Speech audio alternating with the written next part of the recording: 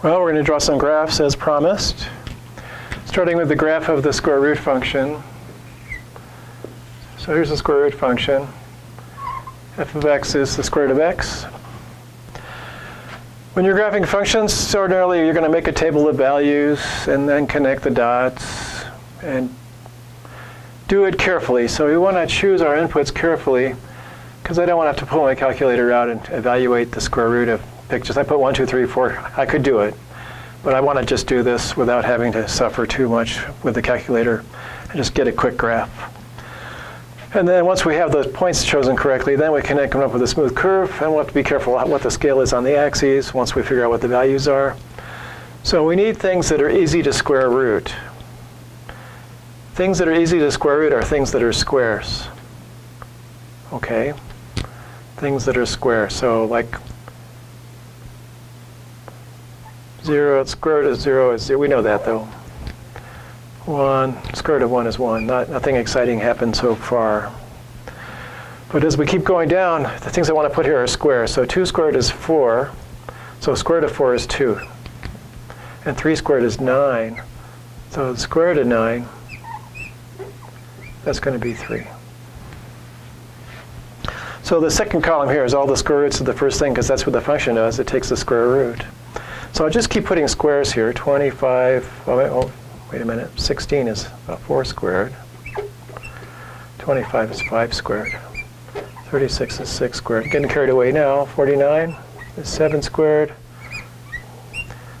Should I stop? I'm stopping. Okay. So now we have to fill the x-axis with these kinds of numbers. So maybe like this.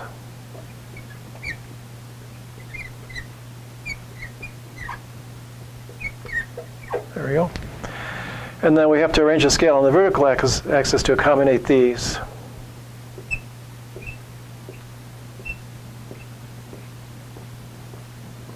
Maybe like that.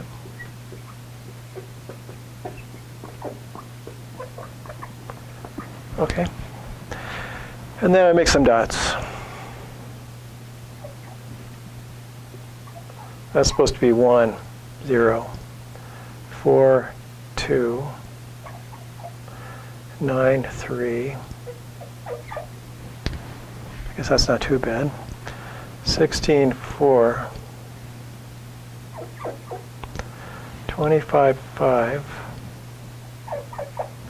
36, 6. And 49, 7.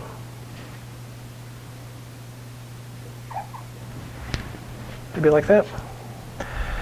And we see the pattern that we get seems to be going along like this.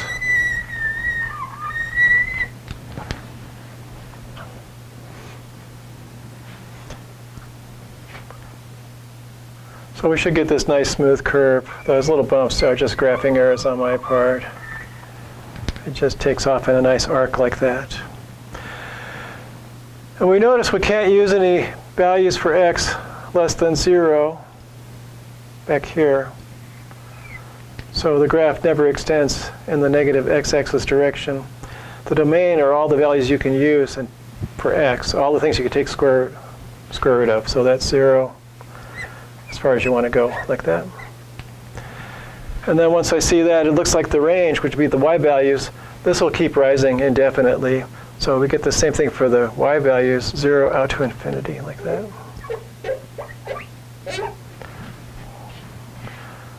Not bad.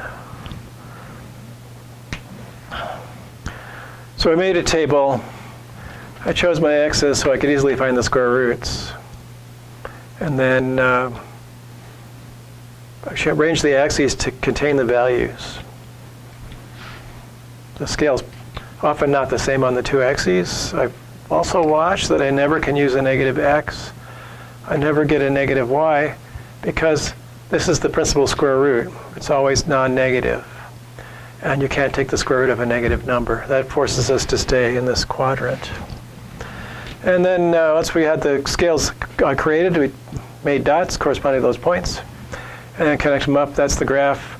And what that graph tells you is for points in between the ones plotted, chances are the square root value is approximately what you'd read off for 22 if you went over here and came across.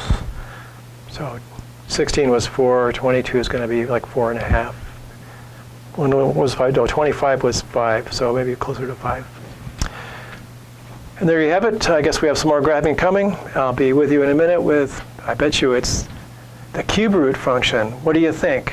I guess we're going to find out.